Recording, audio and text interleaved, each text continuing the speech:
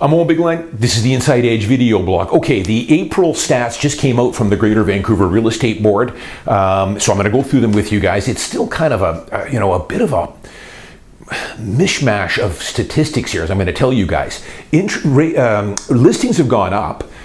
They've been going up here the last several months. As a matter of fact, we just crossed a milestone here, 1,200 homes for sale. We haven't been there for 4 years since we've crossed that 1,200 homes. The last time was June of 2020. So exactly pretty much 4 years ago since we crossed that 1,200 mark. Now, first thing, I always put the disclosure out, Vancouver Real Estate Board, I'm going to talk to you about the sales to active listing ratio, the cleanest stat going, the price index here, where prices are going. This is the only source for stats.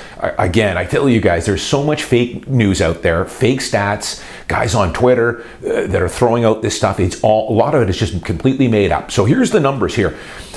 Listings are up, and we've just crossed that 1,200 homes for sale mark. But we continue to be in a pretty strong market here. We are in a seller's market pretty much across the board. Strong seller's market, with the exception of detached, which is in a high-end balance market, almost in a seller's market. The other thing is prices are continuing to rise. Prices across the board are up almost 3% over the last 12 months. Month over month, they're up 0.08%. So almost 1% prices have risen since last month across the board. So prices are up, listings are up, sales are also slightly up, and we're in a seller's market. When you consider that we are at the highest interest rates here in something like 15 years, it's pretty incredible. Those interest rates now is looking more and more like we are going to start to get some small interest rate cuts here later this summer. June is looking pretty likely, if not probably July or August. I know there's a lot of people out there that are going to call bullshit on that. Hey, don't shoot the messenger. I'm just going by the consensus of the Canadian economists, financial institutions. All the banks put out a monthly report. Most of them now are saying it maybe looks like June. We have no choice here. We are in a recession here. We just don't want to admit to it yet. A lot of people say, well, we can't cut rates until the US does. Wrong. We are. Why do you think the Canadian dollar has been in a precipitous drop here the last 5 or 6 months? Our economy is not as strong as they are in the US. We're probably going to have to reduce rates before the US, because they might not even reduce at all this year. Their economy is strong, much stronger than ours.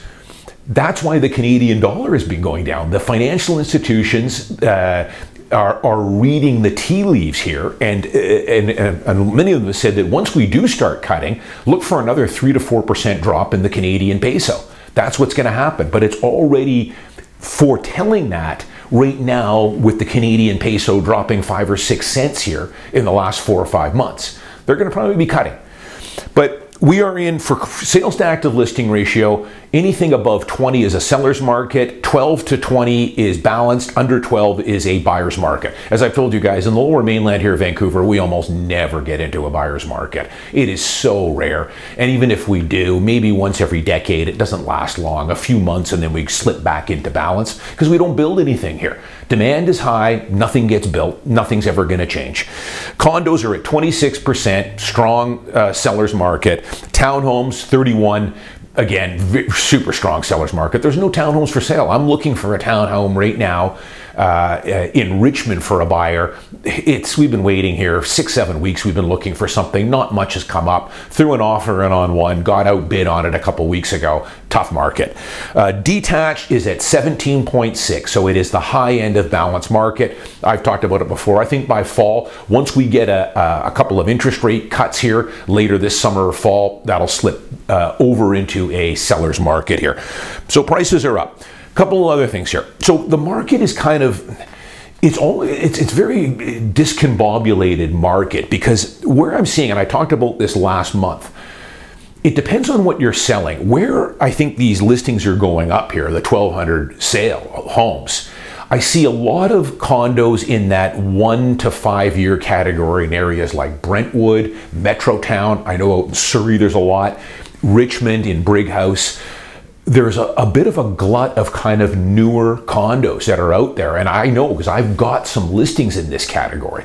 One of the buildings I've got in Brentwood right now, I think has about 18 listings. It's a 3-year-old strata. So buyers for those are being pretty cautious. They're being hesitant. Hey, I've got your unit and 12 others just like it, you know, that I'll take my time on. And that's where I see kind of where these numbers, the inventory numbers have gone up.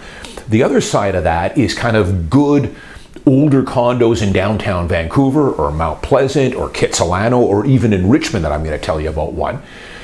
These could be older concrete or wood frame. If they're priced right and the strata is in reasonably good shape, nothing major coming up, I'm getting multiple offers and in some cases crazy bidding wars on these homes.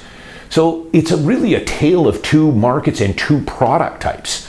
The other thing, I think luxury condos are also still a fairly slow market. So we call that maybe over $2.5 million. They're selling. I see sales pretty much every day or two in areas like Cole Harbour or Yaletown. But it's again, because of the interest rates, it's a little more picky buyer who's able to take their time on that kind of thing. Let me give you some stuff from the front lines here and then a couple of things that totally gripe me. Oh, totally gripe me. Out in areas like Brentwood, Metrotown, Richmond, I've talked about this before.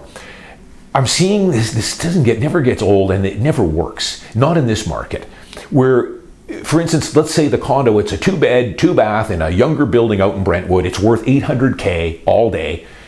They list this at $699 and do holdbacks. And not only, they don't do holdbacks for like a week, which is kind of the normal rate, they do holdbacks for 2 weeks or 2.5 weeks. In other words, we're going to price it way below what it's worth. I'm going to show it for 2.5 weeks, and then I'm going to try and get a circus-like atmosphere on bidding night, and we're going to push the offers way up over ask. In one of these strata that I had a listing in, there wasn't one, not two, but 3 of these going at the same time, all priced way below what they were going to sell at.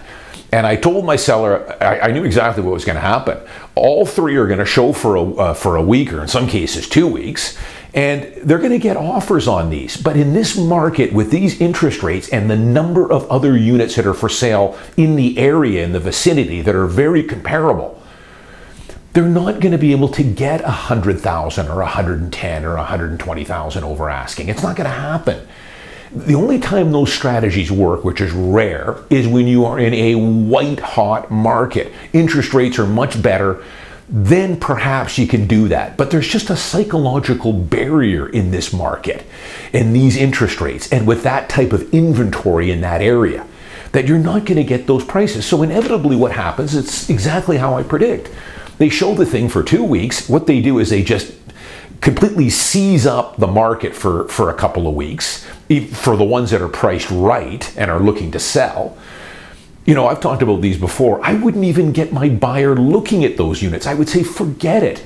It's an artificial, they're trying to get a fake bidding war here going. And what ends up happening is they show it for 2 weeks. On offer night, they get some offers. You know, they'll get some offers at full ask, $699, even though they're looking for 8, believe it or not. They'll get some offers at $710, $720, $740, whatever, $750, not enough to push it up. So anyway, all 3 of these ended up getting relisted back up to the regular price, which was up in the high 7s, low 8s. But a waste of time for everybody. Realtors, buyers that offered and looked at these things thinking they had a shot at these. And then of course it hampers everybody else that's trying to sell a home there. It seizes up the market for a few weeks while they go after these. Now, the real estate board is looking to clamp down on this stuff. It's one thing to sell a home a little bit below, you know, what you think the market value is on it. Let's say 20 or 25K. But to price some of these at 100, 125,000 below where you need to be, it's getting ridiculous on this stuff. And then the kicker is, you know, normally when I do holdbacks on all my units, but I price them right. I don't do this circus-like bidding thing, pricing it low. Holdbacks generally should be 7 to 8 days. That's the showing time. You get a weekend in there. I like to list my homes on a Monday, and then offer night is the following Tuesday. But these guys are showing these things for 15, 18, 20-day holdbacks. If you're a buyer on this and you're bringing this to your realtor, don't go near these guys. These are just a colossal waste of time pretty much every single time. So I'll give you another case here. This is the market that's hot. So as you guys know, a couple of my bigger clients are trustees. One in particular is one of my best clients. In a good year, I might sell 10 or 12 homes for this trustee. In a slow year, maybe 5.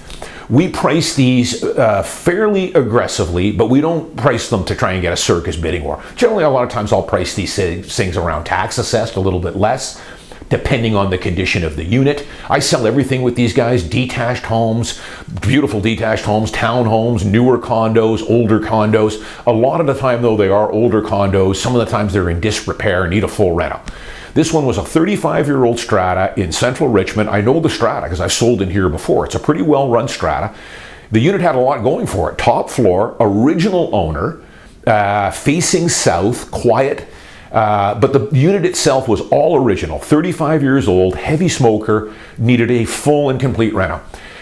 Showed it. We have to do holdbacks on all these with the trustee. We showed it for 8-9 days, then look at offers. I ended up with 14 offers on this unit. I can tell you now the sale price, because by the time this airs it'll be done, was almost $100,000 over asking price. I mean, sometimes these things, you know, you get a fear of missing out involved with these. I mean, I did not expect that. I thought this unit would go, you know, 15, 20K over ask, depending on how many offers I got. I think the buyer on this still is going to do okay. They're going to have to put a pretty full reno into this, probably spend another 50 or 60K. I'm not going to give you any more details on it than that, but 14 offers. I should tell you that 12 of the 14 were subject-free cash offers, because that's the only way to buy these. These are an as-is, where-is sale, so there's no warranties on appliances, marijuana grow-op, keys. You have to sign an addendum that overrides a lot of the standard clauses in the contract of purchase and sale.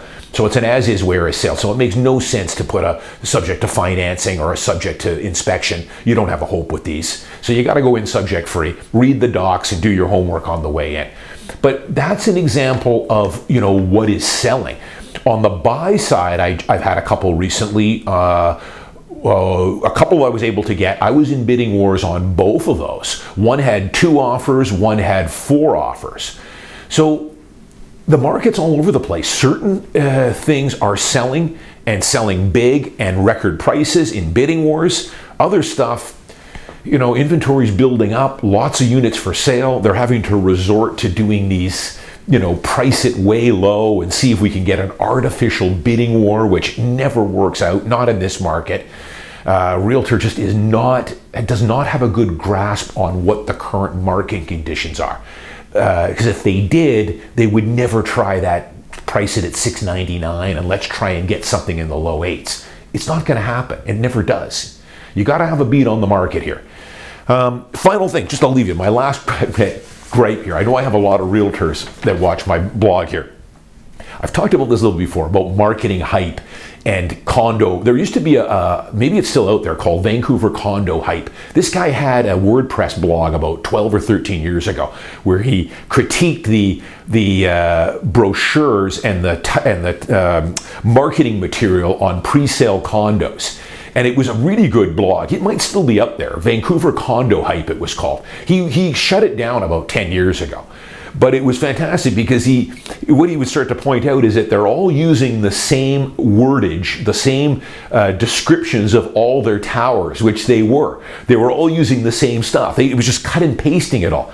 But the one that he used to love to point out was the term iconic. And he would point out that he had about 10 of them downtown, pre-sale condo, that every building was going to be iconic, the iconic such and such.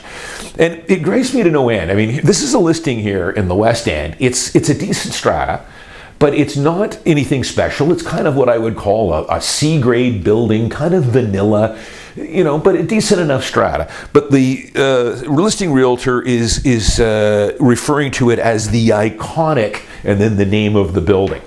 So guys, realtors, stop using that. Iconic, I went and looked it up in the dictionary here. Listen, iconic. Iconic means very famous. They use examples. The Statue of Liberty is iconic. John Lennon would be an iconic musician. Michelangelo's David would be iconic. It says it's not a compliment to be used for any old achievement. So don't use it for that. You know, iconic is reserved only for the highly original and influential. So, you know, listen, so these buildings that are iconic, they're not iconic. And it's actually, again, as it says here, it is not a compliment when you use it in this context with this type of building here. So just a pet peeve, but I see it every couple of weeks. I'll see someone referring to a kind of a cookie cutter building as iconic when it's not. I'm Owen Bigland. As always, thanks for watching. Thanks to all my new subscribers. Thanks to everyone that that continues to buy my book Along for the Ride on Amazon. I'm still selling a lot of books. I never dreamed I would sell that many with it. But hey, it's a good book.